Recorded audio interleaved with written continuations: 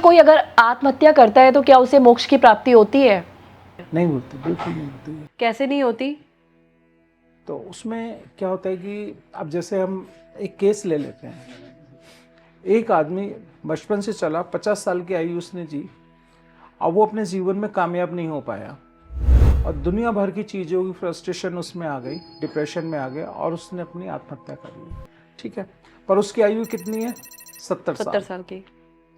ठीक है, अब वो जो 20 साल है उसकी योनि गति तो होगी नहीं, 20 साल पहले उसने अपना शरीर खत्म कर लिया। अब ऐसी परिस्थिति में क्या होता है कि एक दो नए अंदाज जुड़ जाते हैं उसके साथ, क्योंकि प्रेतियों में कोई कर्म तो हो ही नहीं सकता रखने के अलावा। ठीक है ना, तो वो जो उसके 20 साल हैं वो सीधे उसके प्रेतियों में बीतते हैं। अब इसमें दो तीन नए अंदाज जुड़ जाते हैं। पहले 20 साल का तो उसको सफर तय करना पड़ता है, तभी जाकर उसके कर्मों के हिसाब से गति होनी है। अब इन 20 सालों में क्या होता है कि हमारे यहाँ तंत्र के अंदर एक सिस्टम है कि ऐसी रूहों को, क्षेत्रपाल होता है हमारे यहाँ, जिनके हम लोग जब हवन पूजन करते हैं क्षेत्रपाल की पूजन होती है, वो उनको कंट्रोल रखता है, जस्ट लाइक ए कोतवाल।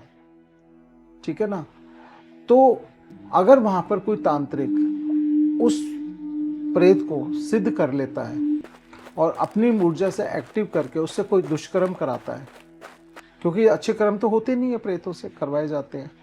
ठीक है ना, तो उसमें उसकी आयु काल और बढ़ जाता है 20 साल से ज़्यादा।